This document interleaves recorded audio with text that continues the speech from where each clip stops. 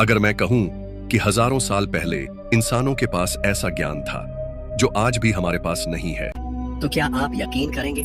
मिस्र के पिरामिड, भारत के मंदिर और माया सभ्यता की मशीनें, क्या ये सब सिर्फ इत्तेफाक हैं? या फिर हमारी प्राचीन सभ्यताएं वास्तव में इतनी विकसित थी कि आज का विज्ञान भी उनके आगे छोटा पड़ जाए? तो तैयार हो जाइए, क्योंकि आज हम जानने वाले हैं उन 10 प्राचीन टेक्नोलॉजी के बारे में जो विज्ञान के लिए आज भी एक रहस्य है। नंबर 1, तक्षशिला और नालंदा की नैनोटेक जैसी विज्ञान प्रणाली। सभ्यता की शुरुआत में जब मानव बस जीने की कोशिश कर रहा था, तब भारत की धरती पर ऐसी ज्ञान की रोशनी जल रही थी जिसे आज की आधुनिक टेक्नोलॉजी नैनो टेक्नोलॉजी कहती है।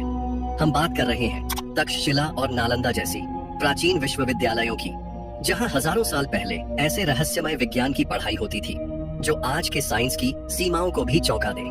उस दौर के ग्रंथों में सूक्ष्म तत्वों की चर्चा है, यानी ऐसे बारीक कण जो न सिर्फ हमारे शरीर में ऊर्जा का प्रवाह नियंत्रित करते हैं, बल्कि हमारे मानसिक, आध्यात्मिक और भौतिक स्वास्थ्य को भी प्रभावित करते हैं। आज जब क्वांटम फिजिक्स और नैनो पार्टिकल्स की बात होती है, तो एक बार लगता है कि जैसे ये बातें तक्षशिला के किसी प्राचीन शिक्षक की कक्षा से निकलकर ही विज्ञान की प्रयोगशालाओं तक पहुंची हो। नालंदा विश्वविद्यालय में पढ़ाई जाने वाली गणना प्रणाली में त्रिकालदर्शी गणित का उल्लेख मिलता है।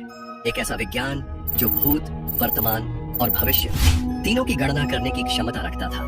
इसमें ज्योतिष सिर्फ भाग्य जानने का साधन नहीं था, बल्कि उसे खगोलीय गणनाओं और भौगोलिक उन्नयन से जोड़कर समय की गहराई में झांकने का यंत्र माना जाता था। तक्षशिला में चिकित्सा, धातु कर्म और जीवन ऊर्जा पर आधारित जो ज्ञान दिया जाता था, उसमें प्राण नाम की उस शक्ति की बात होती थी जो शरीर के सूक्ष्म स्तर पर हर कोशिका को नियंत्रित करती है। यह समझ इतनी गहराई तक जाती थी कि वहाँ के छात्र ये जानते थे कि शरीर में कौन सी धातु, कौन सी जड़ी बूटी या कौन सी ध्वनि शरीर के सूक्ष्मतम स्तर को कैसे प्रभावित करती है। और आज जब नैनो मेडिसिन की मदद से कोशिकाओं में दवाएं पहुंचाई जा रही हैं, तो सवाल उठता है, क्या ये ज्ञान वास्तव में नया है या हम बस उन्हीं पग चिन्हों पर चल रहे हैं जो हमारे पूर्वज हजारों साल पहले छोड़ गए थे। Number 2, Baghdad battery. साल था 1938 का। बगदाद के पास एक पुरातात्विक खुदाई के दौरान एक रहस्यमयी चीज सामने आई। एक साधारण दिखने वाला 6 इंच लंबा मिट्टी का बर्तन, जिसे देखकर कोई नहीं कह सकता था कि इसमें कुछ असाधारण छुपा हो सकता है।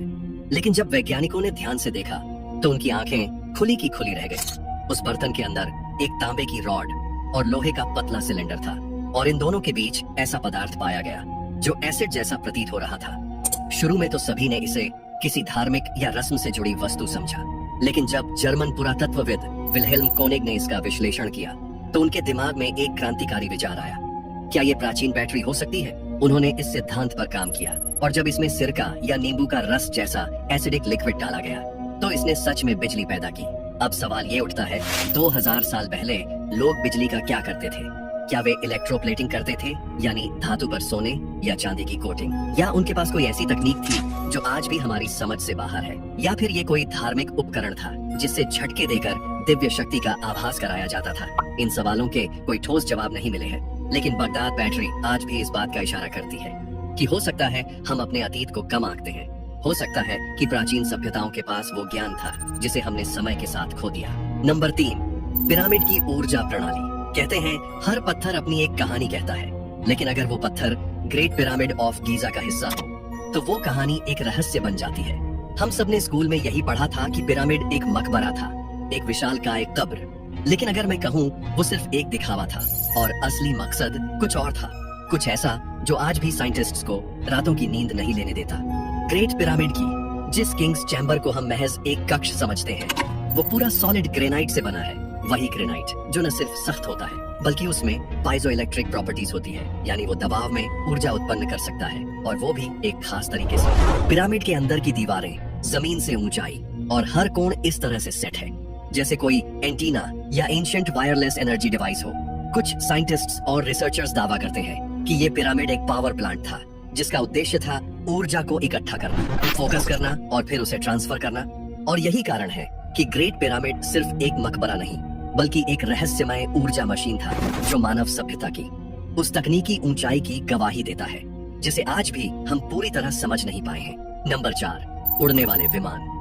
कल्पना कीजिए, हजारों साल पहले जब इंसान धरती पर चलना ही सीख रहा था, तब आसमान में कुछ ऐसी चीजें उड़ रही थी जिनका जिक्र आज भी हमारी सभ्यताओं के सबसे पुराने ग्रंथों में दर्ज है। उन्हें विमान कहा गया, लेकिन ये कोई साधारण उड़ने वाले यंत्र नहीं थे। ये थे धातु से बने अद्भुत तकनीक से चलने वाले ऐसे वाहन थे जो सिर्फ हवा में ही नहीं बल्कि पानी के नीचे और अंतरिक्ष की गहराइयों में भी सफर कर सकते थे। रामायण, महाभारत और विशेष रूप से संस्कृत ग्रंथ विमानिका शास्त्र में इन विमानों के डिटेल्ड डिजाइन, निर्माण प्रक्रिया और ऑपरेशन तक की जानकारी दी गई है और बताया गया है कि ये विमान मंत्र शक्ति, सौर ऊर्जा और कुछ रहस्यमय गुरुत्वाकर्षण रोधी शक्तियों से चलते थे। कुछ विमानों के नाम तक बताए गए हैं: शकुना विमान, सुंदर विमान, रुक्म विमान, जिनकी संरचना, विंग्स की दिशा और यहाँ तक कि पायलट की सीट तक का वर्णन मिलता है। लेकिन ये सिर्फ किसी कवि की कल्पना नहीं लगती। जब 20वीं सदी में नासा के एक एरोनॉटिकल इंजीनियर ने विमानों के इन डिजाइनों को देखा तो वो चौंक गया।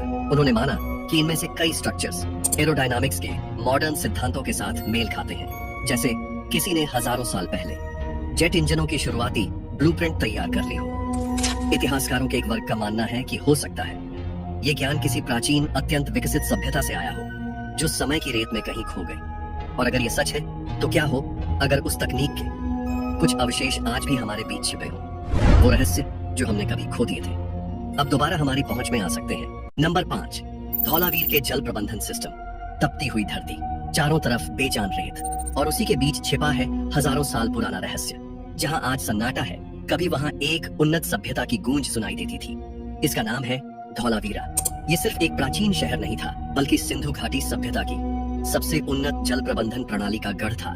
जहां आज की दुनिया जल संकट से जूझ रही है, वहां यह सभ्यता वर्षा जल को सहेजने, उसे शुद्ध करने और फिर सावधानी से इस्तेमाल करने की तकनीक जानती थी। और वो भी तब जब लोहा भी ढंग से नहीं पिघलाया गया था। धौलावीरा में वर्षा के हर एक कतरे की कीमत थी। जब बादल बरसते तो खास डिजाइन किए गए पत्थरों और ढलवा रास्तों से पानी बहकर विशाल टैंकों और रिजर्वायर में जमा होता था। ये टैंक ऐसे ही नहीं थे, उनमें फिल्टरिंग सिस्टम था। पानी पहले मोटे पत्थरों से गुजरता, फिर रेत से और फिर कोयले जैसी संरचनाओं से होकर एकदम साफ और पीने लायक बनता। और यही पानी गर्मियों में पूरे शहर को जीवन देता। इतना ही नहीं, इस सिस्टम में ओवरफ्लो चैनल्स भी थे ताकि टैंक भर जाने पर अतिरिक्त पानी बर्बाद न हो। वो भी दूसरे टैंकों की ओर मोड़ा जाता था जो कृषि या आम नागरिकों की जरूरतों के लिए इस्तेमाल होता था। इससे ये स्पष्ट होता है कि धौलावीरा सिर्फ एक शहर नहीं था, वो भविष्य की एक झलक थी।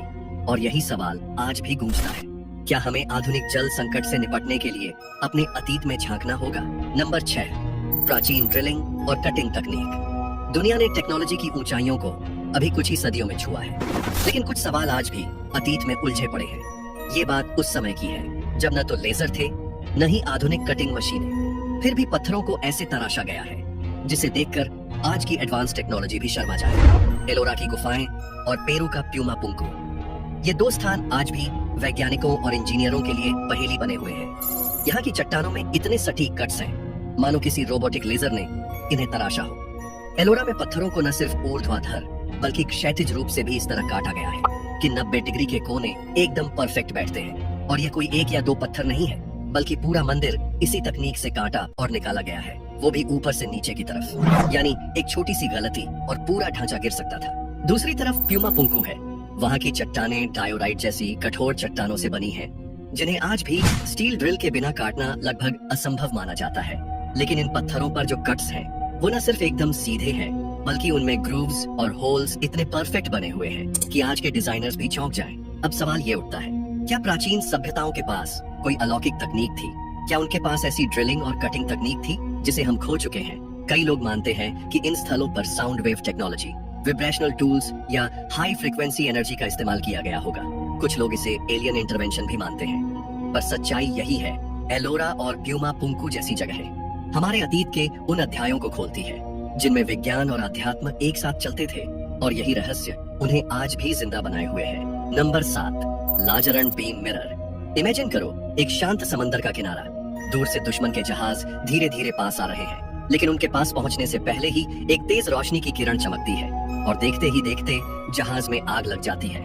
ना कोई तीर, न बारूद, सिर्फ सूरज की रोशनी और एक गुप्त तकनीक जिसे आज की दुनिया आर्किमिडीज का डेथ रे कहती है। यह कहानी 212 ईसा पूर्व की है, जब यूनान के महान गणितज्ञ और आविष्कारक आर्किमिडीज ने एक ऐसा हथियार बनाया जिसे आज भी लोग मानने को तैयार नहीं होते। कहा जाता है उन्होंने कई चमकदार कांस्य दर्पणों को खास एंगल में सेट किया था और जब सूरज की रोशनी इन पर पड़ती तो वो सभी किरणें एक ही बिंदु पर फोकस होती थी। परिणाम स्वरूप लकड़ी के जहाज चंद मिनटों में जल उठते थे। सदियों तक इस कहानी को मिथक समझा गया, पर 2005 में अमेरिका की मशहूर यूनिवर्सिटी MIT के कुछ छात्रों ने इसे फिर से बनाने की ठानी। उन्होंने पुराने जमाने के जैसे दर्पण बनाए और ठीक वैसे ही सूरज की रोशनी को फोकस किया और हैरानी की बात ये थी कि उनका बनाया हुआ लकड़ी का टारगेट कुछ ही पलों में जल उठा। तो क्या सच में आर्किमिडीज ने एक प्राचीन लेजर वेपन बना लिया था?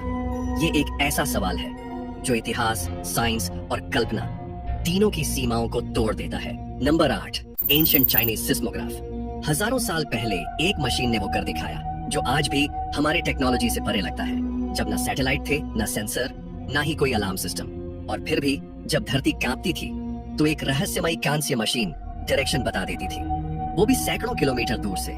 ये कोई जादू नहीं था बल्कि विज्ञान था, जंग हेंग का विज्ञान।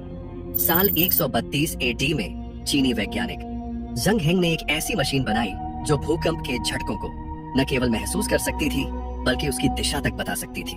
इस यंत्र को कहा जाता है हुफेंग दिदोंगी, दुनिया का पहला ज्ञात सेस्मोग्राफ। इस यंत्र में 8 ड्रैगन बने थे जो 8 दिशाओं के प्रतीक थे और हर ड्रैगन के मुंह में एक गेंद रखी गई थी।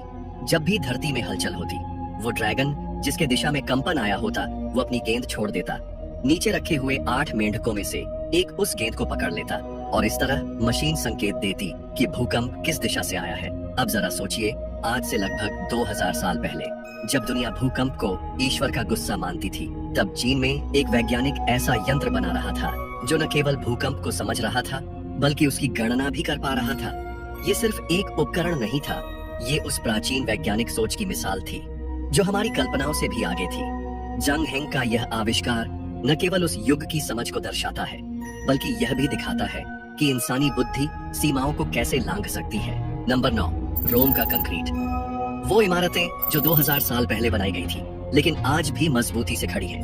न कोई दरार, न जंग, न ही गिरने का डर। जबकि हमारे आज के बनाए पुल और इमारतें मुश्किल से 100 से 200 साल भी नहीं टिक पाते। तो क्या रोमन लोगों के पास कोई रहस्यमयी तकनीक थी? असल में रोमन कंक्रीट आज के मॉडर्न सीमेंट से कहीं ज्यादा मजबूत और टिकाऊ था। उन्होंने इसका इस्तेमाल कोलोसियम, पैंथियन जैसे महान निर्माणों में किया जो आज भी दुनिया भर में विस्मय का कारण है। रोमन कंक्रीट की सबसे अनोखी बात ये थी कि इसमें सेल्फ हीलिंग प्रॉपर्टीज थी, यानी अगर उसमें दरारें आ भी जाएं तो वो खुद ब खुद भर जाती थी। यह संभव हुआ वॉल्केनिक ऐश की वजह से, जिसे उन्होंने चूना और समुद्री पानी के साथ मिलाया। ये मिश्रण पानी के संपर्क में आते ही और मजबूत होता गया। आज वैज्ञानिक भी इस एंशिएंट फॉर्मूला को समझने और रेप्लिकेट करने की कोशिश कर रहे हैं ताकि हम वैसा ही टिकाऊ और पर्यावरण संवेदनशील कंक्रीट बना सकें। नंबर 10, माया कैलेंडर और खगोलीय गणना। जब आधुनिक दुनिया अंधकार में थी, एक सभ्यता आकाश में भविष्य पढ़ रही थी। ये कोई काल्पनिक कथा नहीं है, ये माया सभ्यता की सच्ची कहानी है। माया लोगों ने एक ऐसा कैलेंडर सिस्टम बनाया जिसे आज भी वैज्ञानिक दुनिया के सबसे सटीक कैलेंडरों में गिनते हैं। इनके पास लॉन्ग काउंट कैलेंडर था जो सिर्फ दिन, महीना या साल नहीं बल्कि हजारों सालों के खगोलीय चक्र को ट्रैक करता था। उन्होंने सौर ग्रहणों, चंद्र ग्रहणों और यहाँ तक कि शुक्र यानी वीनस जैसे ग्रह की गति को भी इतनी बारीकी से नोट किया कि आज के मॉडर्न एस्ट्रोनॉमी सॉफ्टवेयर भी उनकी गणनाओं की सटीकता देखकर चौंक जाते हैं। और ये सब बिना किसी दूरबीन के, सिर्फ अपनी आंखों और गहरी गणना विद्या के बल पर किया गया था। 2012 में जब माया कैलेंडर के अंत की बात आई तो पूरी दुनिया में अफवाह फैल गई कि ये दुनिया के अंत की भविष्यवाणी है, जबकि सच ये था कि माया कैलेंडर का एक बड़ा खगोलीय चक्र खत्म हो रहा था और नया चक्र शुरू होने वाला था। यानी ये अंत नहीं बल्कि एक नए युग की शुरुआत थी, ठीक वैसी ही जैसी भारतीय पंचांग में कलयुग से सतयुग की परिक्रमा मानी जाती है। इन तकनीकों को देखकर एक सवाल जरूर उठता है, क्या हमने सच में विकास किया है या हम सिर्फ उन रहस्यों को दोबारा खोज रहे हैं जिन्हें हमारी प्राचीन सभ्यताओं ने पहले ही जान लिया था? अगर आपको ये रहस्यमयी सफर पसंद आया हो तो इस वीडियो को लाइक करें, शेयर करें और सब्सक्राइब करना न भूलें। मिलते हैं अगली वीडियो में एक और नए रहस्य के साथ।